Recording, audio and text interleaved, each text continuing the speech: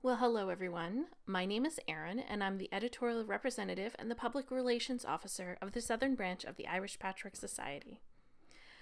I'd like to welcome you to the presentation that I made at our meeting last Saturday. This is for a zippered patchwork bag.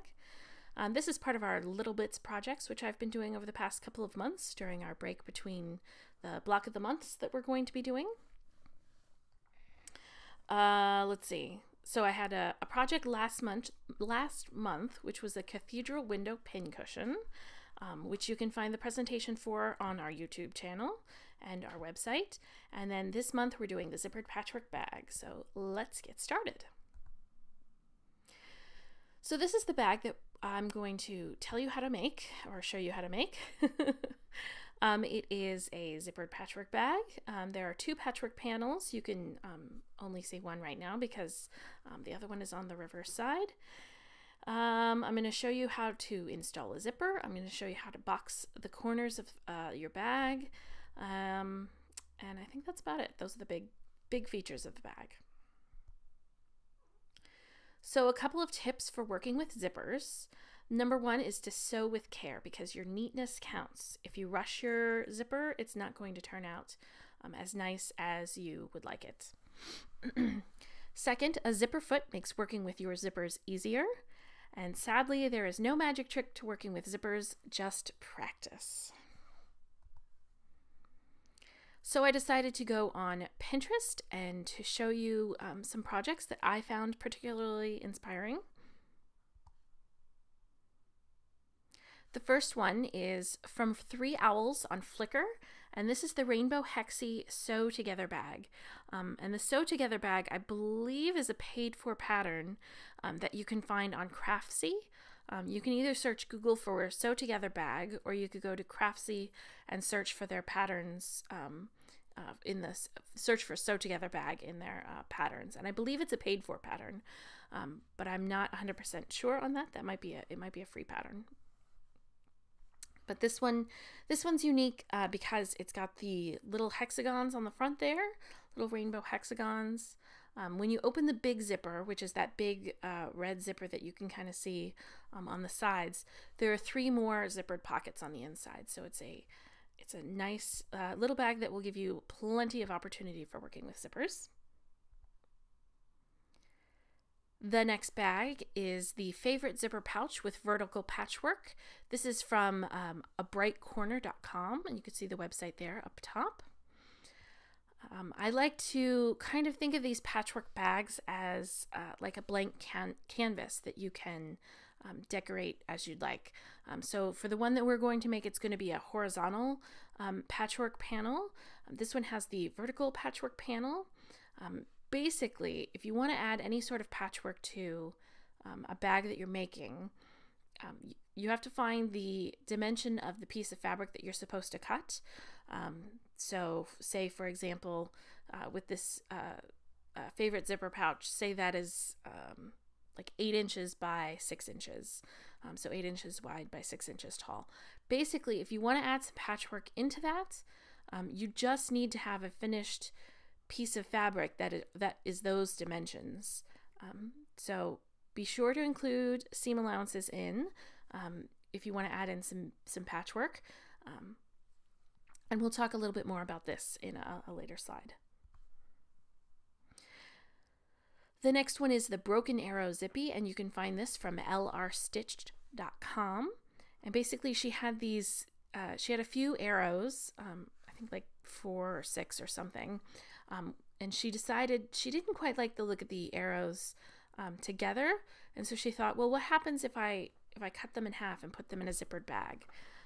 And so this is the result, and I think it's quite effective. You can also replace an entire panel of fabric with some patchwork. So this one is the Geometric Zipper Pouch from SewDelicious.com, and you can find the tutorial on her website. And basically she just makes that patchwork panel half square triangles, which I think is really cute. And then the next one is the Poolside Tote. Now this is something that I made. Noodle had designed this Poolside Tote, and that part where you see the rainbow paper pieced patchwork square at the bottom, I added that into the pattern. That was not in the instructions. That was something that I added again. What I did was the part that connects to the lower part of the zipper had to be a certain dimension, and I basically made that square 6.5 inches, and then so it's 6 inches finished, and then I just added enough fabric to make it the dimensions that I needed. And I also made a second patchwork panel for the back as well, so it's reversible. So be sure to check out our Pinterest website. You can see the website here. You can also go to our website, which is ipscork.com. On the right-hand side of the page, there are a few links. One is going to be to our YouTube channel, and the other is going to be to our Pinterest page. The Pinterest one is a red square with a P inside, and then the YouTube, I think, is the usual YouTube channel icon. And if you click on either one of those will take you directly to our Pinterest boards for the Pinterest one and our YouTube channel for the YouTube one. And this is just an example of some of the projects that we have pinned on our Patchwork Bag board. You can see the inside of that Sew Together bag. It's that black and white one with some turquoise pockets on the inside. So we have, let's see, it's about 50 pins, and hopefully very inspirational for you. So let's get to working on our bag. I'm going to show you how to create a bag that's going to end up being 16.5 inches or 16 inches wide by 10 inches tall. That's before any boxing of the corners.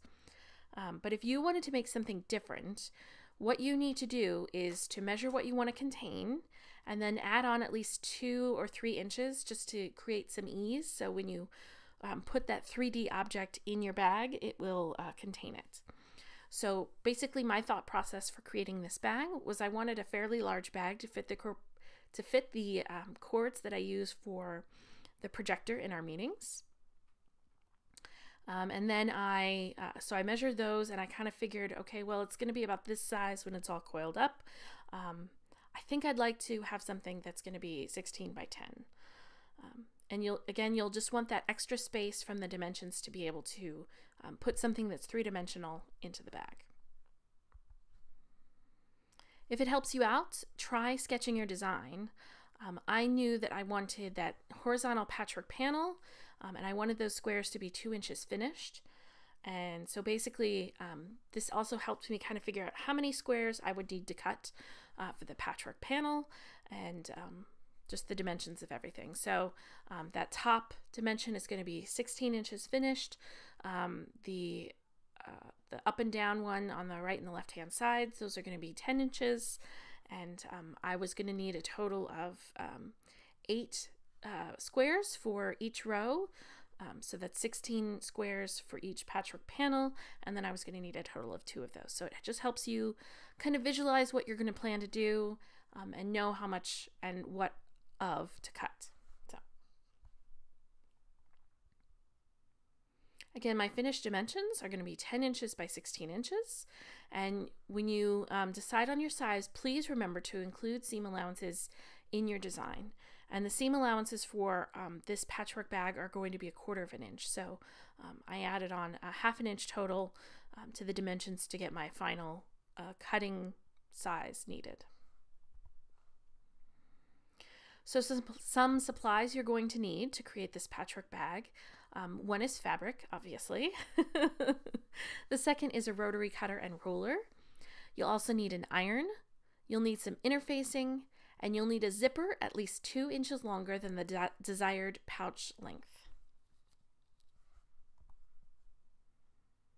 So for your cutting instructions, you're going to need a total of 32 2.5 inch squares for the patchwork panels. That's for both panels. You'll need 2 10.5 by 2.5 inch rectangles of your outer fabric. Mine in our example is going to be a dark gray. You'll also have 2 16.5. Oh, there is a typo. There is a typo on this. My apologies.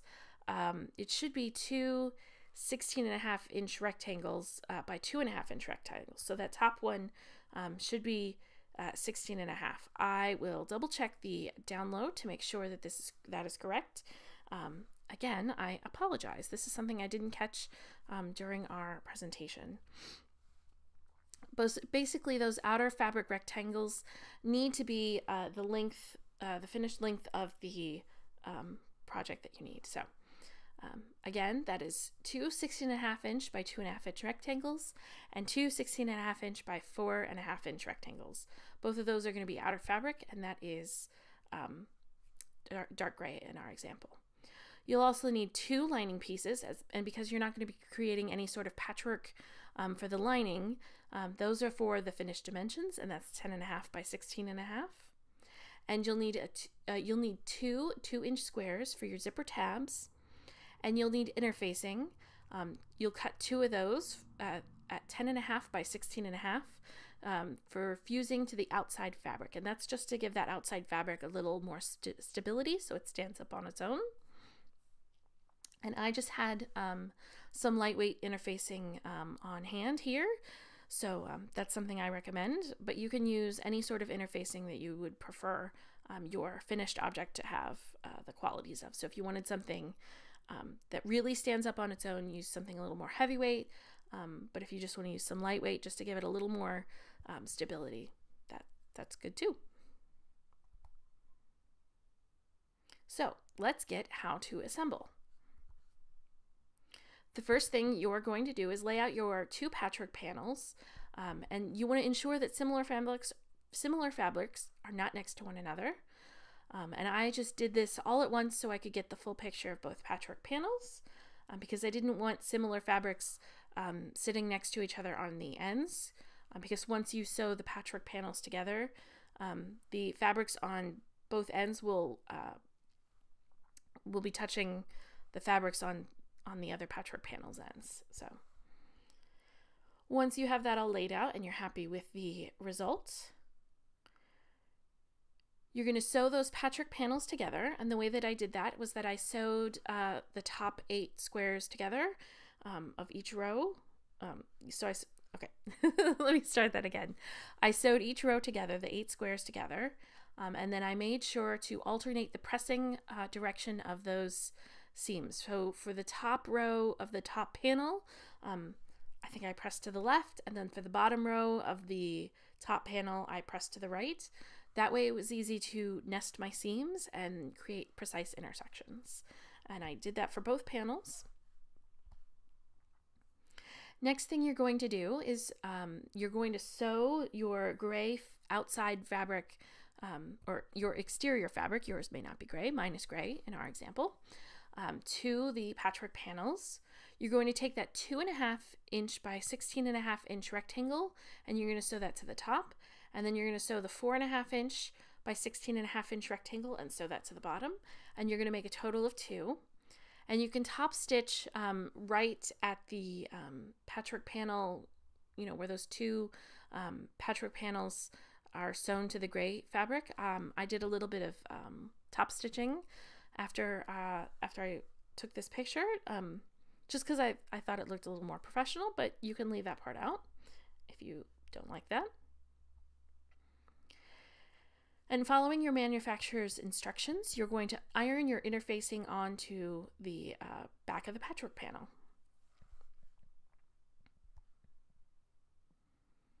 And then the final step is in preparing the front, in preparing the bag, is that you are going to trace a 1.5-inch square in both bottom corners. So it's going to be in that 4.5-inch by 16.5-inch rectangle in both bottom corners of those patchwork panels, as well as you're going to trace that 1.5-inch square on your lining as well, and you're going to cut all of those squares out. This is I find this is an easier way to box the corners of your bag, and I'll show you how to do this in a later step. So that's, there's one more step to preparing your panels, and that is to make a mark on the top edge of your patchwork panels, 1/4 of an inch inside And you're going to mark, I ended up having to mark this with a pencil just to make it a little more visible for you. And this is going to aid in your placement of your zipper once that is all complete. Speaking of your zipper, you're going to prepare that. And to do that, you're going to use your 2-inch squares, and you're going to press them in half. And then on 1/2 of that, you're going to press that in half again. So you're finished.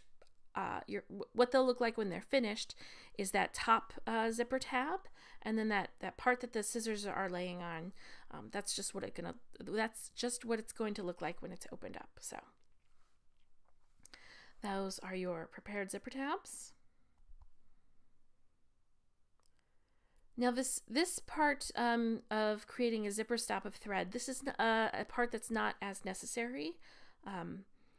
I found that, so I created another patchwork bag after I finished this patchwork one, where I didn't create a zipper stop out of thread, and I found that it worked just as well if you didn't do that. So you can skip this if you want to, but if you feel more secure about your zipper, please feel free to use a wide zigzag stitch and create a zipper stop out of thread at the open end of your zipper. And at about 1/4 of an inch above that, you're going to make a mark. I made it on that left side of the zipper, and you can see it's kind of a dark black mark, and it's just right below those metal ends of the zipper. And again, that's just what I told you here. You want to avoid that metal zipper stop and make a mark 1/4 of an inch away from that thread stop. And if you decide to skip the thread stop step, you can just make a mark just right below that metal zipper stop. And this is what you're going to use to line up your zipper tab with the, you're going to line up the unpressed edge of the zipper stop to that marked line, and you're going to sew 1/2 of an inch away from that. Once you do that, you're going to trim the zipper, and you're going to fold that double folded edge over. Basically, you're binding the end of the zipper, and then you're going to put another bit of stitches on the end just to close that zipper tab, and then you'll trim the edges away. Once you do that, you're going to take that finished end of the zipper, and you're going to line it up just inside the mark that you made on the top part of the bag. And because you made 2 marks on both ends of that patchwork exterior bag panel, you're going to make a mark just inside of the second mark. So you'll see here on the zipper, you'll see kind of a green mark just on the inside of that mark that I made on the exterior bag panel. And you're going to follow the same process to create the other end of the zipper. Make sure that before you trim any part of your zipper, that you make sure that your zipper pull is inside that part. So you'll see in the next picture here, you have the 2 finished ends of the zipper, and that zipper pull is inside, because it would be very tragic if you made your zipper look lovely, except you didn't have your zipper pull on the inside. So you have your finished zipper, and you're all ready to start assembling your bag. So with your right side of the zipper down and your right side of your patchwork panel up, you're going to line up your zipper just inside those marked lines. Now, the reason you made those marked lines is because you are going to keep that zipper from being in the seam allowances of the bag, and that creates a nice square corner of the top edge of that, the top corners of the bag. And I think it looks just really nice and professional. So that's why you're going to line that zipper up just inside of those marked lines, because those marked lines are marking basically your seam allowance. You can either choose to sew your seam now, or if you're adventurous like me, you can also place your lining piece on top and then sew your seam. So basically you'll see that that patchwork panel is still facing up. The zipper is hidden because it's small enough they can't see it, and then the lining is up on top. So the right sides of your lining and your patchwork panel are touching, and so then you should use your zipper foot and sew your seam.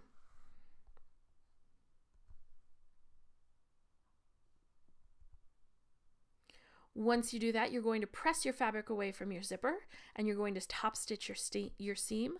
And I find that this part's a little more necessary than top stitching around those patchwork panels. I found that if I skip the top stitching part, sometimes that my lining fabric can get stuck inside of the zipper as I'm opening and closing it. So I find that top stitching just keeps that fabric away from the zipper teeth and just creates a nicer bag. So once you do that, you're going to lay your pouch right side up and place your outside fabric on top with your right sides together. And you can pin there. And again, you can sew these parts one at a time. So you can sew your exterior fabric onto the zipper and then sew your lining fabric onto the zipper. Or if you wanted to do it all in one seam,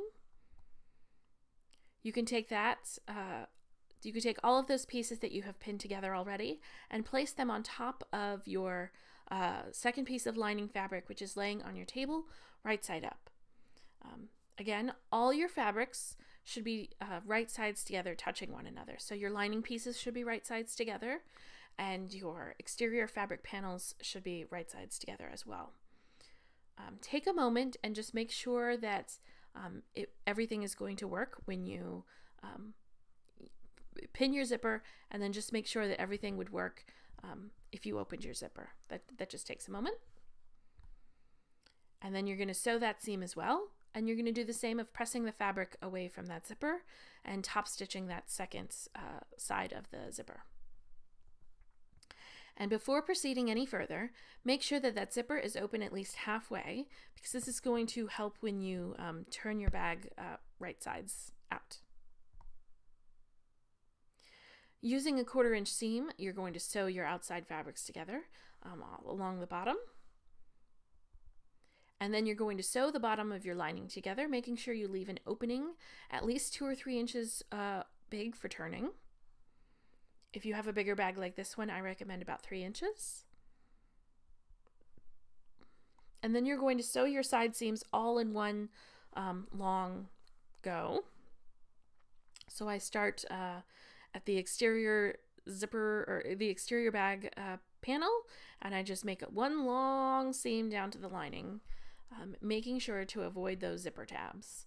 And this is just to create that, again, that really nice professional looked boxed corner of the top. And then to box the corners of your bag, you're going to bring those seams together where you cut that 1.5 inch square out. And then I sort of finger press those seams in opposite directions. And you're going to pin and sew a 1/4 inch seam there. There's another way that you can box a corner without cutting that 1.5 inch square out. And that is to leave your patchwork panel exterior fabric, just that rectangle that you originally had. And then when you get to this point, what you do is you kind of stick your finger inside that corner to separate the layers apart. You'll bring the seams together, and then you'll mark a straight line to sew on. You'll sew, and it'll basically look like what you see here in this photograph, and you'll have to cut off that excess corner. So basically, you have to just decide if you want to make your cut before you sew the bag together or after you sew the bag together. Both processes are correct. It just, whichever one you prefer works well for you. I found that this one works better for me. So this is how I like to show people how to do. You're going to do that to all 4 of your corners. So 2 exterior fabric corners and 2 lining corners. And then you're going to turn your bag right side out and sew the opening at the lining bottom closed. And then you'll have your finished bag. So you'll see again up at the top those corners where the zipper tabs are, because they weren't included in the seam allowance. They look I think they look a little more professional than if they weren't. And if you have any questions, please feel free to email them to me at corkips@gmail.com.